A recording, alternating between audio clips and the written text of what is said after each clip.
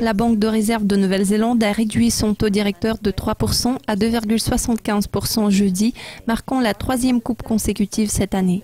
Je suis Louise McCauley et je vous présente la revue de presse de Dukascopy. Le dollar néo-zélandais s'est retrouvé sous pression après l'annonce, chutant de plus d'1,5% contre le dollar américain.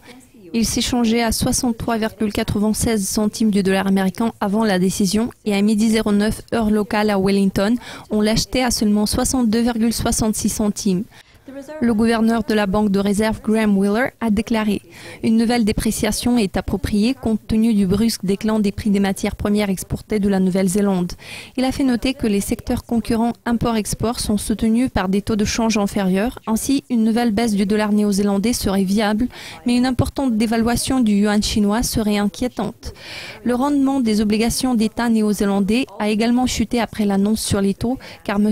Wheeler a dit « À ce stade, un nouvel assouplissement du taux de référence semble probable et il va dépendre du flux de données économiques. » Si la Banque de réserve de Nouvelle-Zélande coupe les taux à nouveau cette année, ça va complètement effacer 4 hausses de taux de l'année dernière.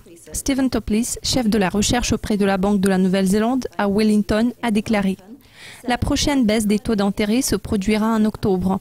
Il n'y a pas besoin d'attendre que les données surprennent fortement à la hausse du côté de l'inflation. » La croissance mondiale reste lente et la confiance des entreprises et celle des consommateurs s'affaiblit dans le pays.